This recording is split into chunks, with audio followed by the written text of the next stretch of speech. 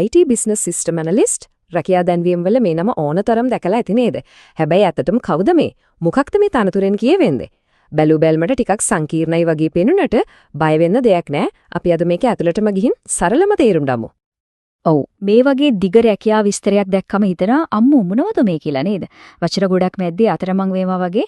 ඒත් කලබල වෙන්න එපා. අපි මේකේ තියෙන වැදගත්ම දේවල් ටික විතරක් අරගෙන එකින් එක කඩලා සරලවම බලමු. හොඳයි. ඉතින් අපි මේ ගමන යන්නේ කොහමද ඔන්න බලන්න අපේ සැලැස්ම.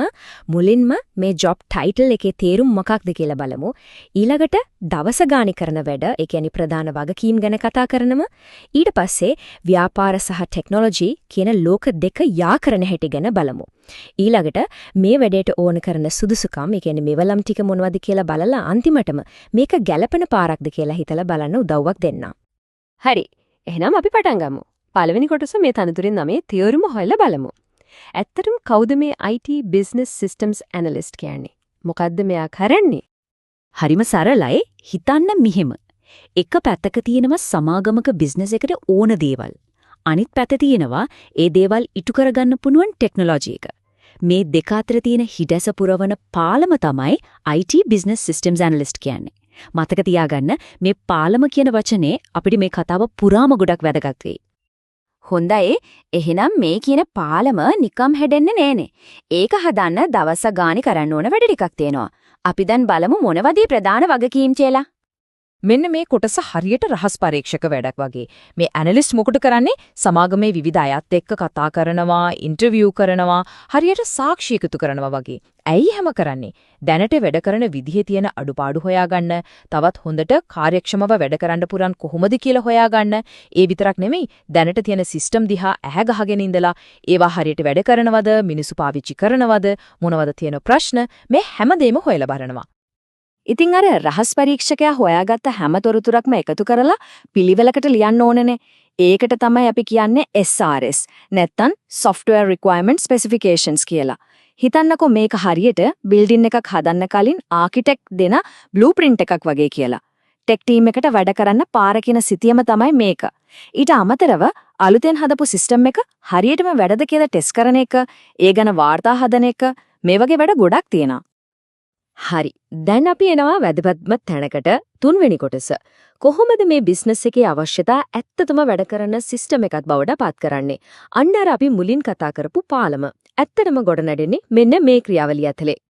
මේ බලන්න ජොබ් ඇඩ් එකේම තියෙනවා නියම උපුටා ගැනීමක්.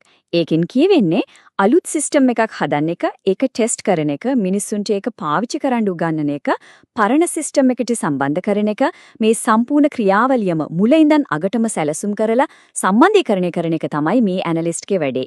ඒ කියන්නේ මෙයා තමයි මේ හැම දෙකම මැද ඉන්නේ. හරි. එතකොට මේ සිස්ටම් එකක් හදන ගමන කොහොමද වෙන්නේ? අපි මේක සරල පියවර 4කට බෙදලා බලමු. 1. ඩිසයින් කරනවා. ඒ කියන්නේ ගෙදර ප්ලෑන් එක අඳිනවා වගේ. 2. ඉම්ප්ලිමන්ට් කරනවා. ඒ කියන්නේ ප්ලෑන් එකට අනුව ගේ හදනවා. 3. ටෙස්ට් කරනවා. ඒ කියන්නේ ගේ හදලා ඉවර වෙලා පදිංචිට යන්න කලින් වතුර ලයින්, කරන්ට් ලයින් ඔක්කොම හරිද කියලා බලනවා වගේ. අපි මේකට UAT කියලාත් කියනවා. 4. ට්‍රේන් කරනවා. අලුත් ගෙදරට යන අයට හැමදේම කියලා දීලා යතුරු අතට දෙනවා. සරලයි නේද? හොඳයි. දැන් අපි කතා කරමු මේ වැඩේට ඕන කරන සුදුසුකම් ගැන. ඒ කියන්නේ මේ විශ්ලේෂකයාගේ මෙවලම් කට්ටලේ තියෙන්න ඕන දේවල් මොනවද? අධ්‍යාපන සුදුසුකම් දිහා බලවොත් සාමාන්‍යයෙන් ඉංජිනේරු, IT, computer science, ඒ වුණාට management information systems වගේ ෆීල්ඩ් එකක ඩිග්‍රී එකක් තමයි බලාපොරොත්තු වෙන්නේ. ඒත් එකම විතරක් නෙවෙයි.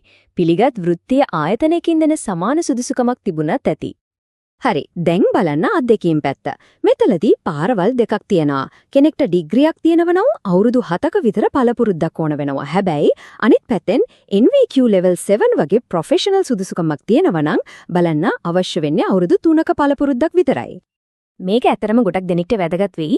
මොකද මේකෙන් පේනවා සාම්ප්‍රදායික ඩිග්‍රියක් වගේම ක්ෂේත්‍රයට අදාළ වෘත්තීය සුදුසුකම් වලටත් ලොකු වටිනාකමක් දෙනවා කියලා. ඒ කියන්නේ මේ ෆීල්ඩ් එකට එන්න වෙනත් පාරවල් සමහරවිට ටිකක් කෙටි පාරවලුත් තියෙනවා.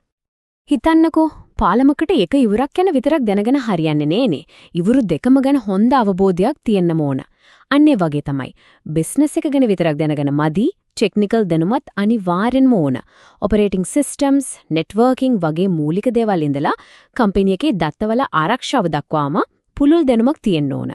එහෙම නැති වුණොත් බිස්නස් එකේ ප්‍රශ්නෙට හරියනම ටෙක්නිකල් විසඳුමක් දෙන්න බැරි වෙනවා. හොඳයි. දැන් අපි ඇවිල්ලා ඉන්නේ අපේ කතාවේ අන්තිම කොටසට.